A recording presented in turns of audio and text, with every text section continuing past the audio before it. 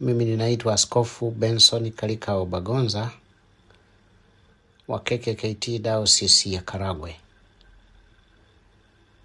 Kwa waumini wote wa KKKT Diocese ya Karagwe, napenda kuleta salamu za ufufuko nikiwa katika Diocese ya Västerås nchini Sweden, ambako kwa sasa ninatumika.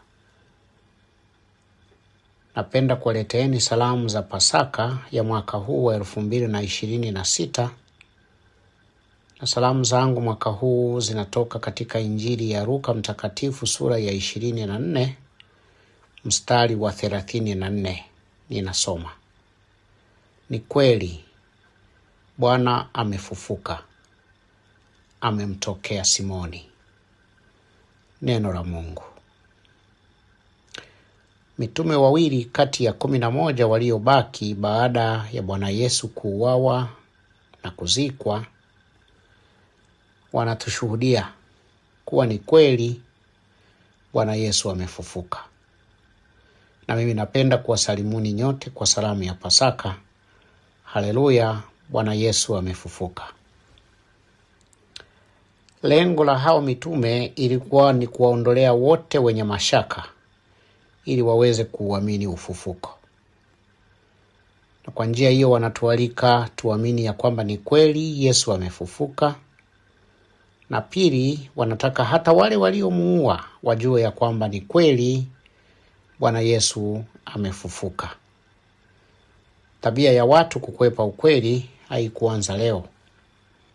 Pamoja na hayo, zamani watu waliogopa kusema uongo. Siku hizi watu wanaogopa kusema ukweli. Nini kimetokea? Watu wa zamani waliogopa kusema uongo ili wasife, na watu wa siku hizi wanaogopa kusema ukweli ili wasife. Aliyewaua wasema uongo zamani ni Mungu mwenyewe. Tukisoma kitabu cha Matendo ya Mitume sura ya 5 mstari wa 4b. Anayewaua wasema ukweli wa siku hizi ni mtu mwongo anayeongozwa na Shetani, baba wa uongo. Tukisoma Yohana sura ya 8 mstari wa 44, tunasikia: ninyi ni wa baba yenu Ibilisi, na tamaa za baba yenu ndizo mpendazo kuzitenda. Yeye alikuwa muuaji toka mwanzo, wala hakusimama katika kweli, kwa kuwa hamna hiyo kweli ndani yake. Asemapo uongo usema yaliyo yake mwenyewe, kwa sababu yeye ni mwongo na baba wa huo uongo. Neno la Mungu. Wapendwa katika Bwana, baba wa ukweli amekwisha fufuka. Anatualika sote daima tusimame katika kweli na kuwa tayari kuifia hiyo kweli. Yeye akituweka huru, tunakuwa huru kweli kweli. Yohana 8 mstari wa 32. Hivi sasa amani imetoweka katika familia zetu, imetoweka katika makanisa yetu, imetoweka katika taifa kwa sababu ya kuendekeza uongo. Ndugu zangu, napenda muamini ni uongo kuamini kwamba mtu anaweza kutajirika bila kufanya kazi.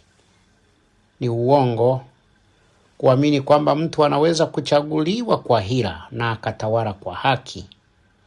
Ni uongo mtu kuvuruga amani ili kuleta amani.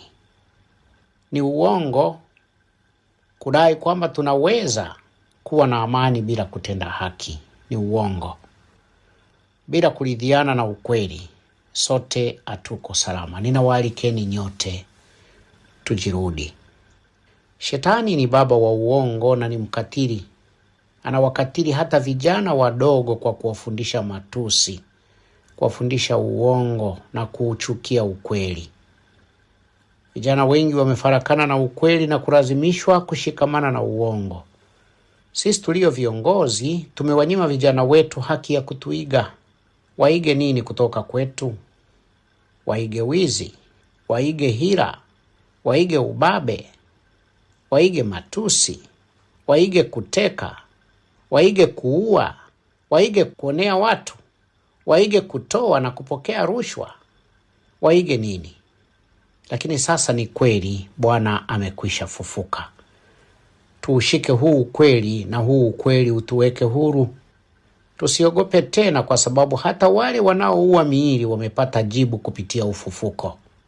Kufufuka kwa Yesu Kristo ni wito wa maridhiano yaliyojengwa katika ukweli, katika haki na kuwajibika bila kuhesabu gharama.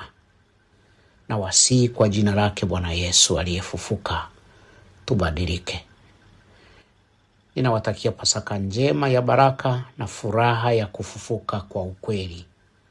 Ni mimi mjoli wenu asiyefaa wala kuwa na faida, Benson Kalika wa Bagonza, askofu kwa neema ya Mungu.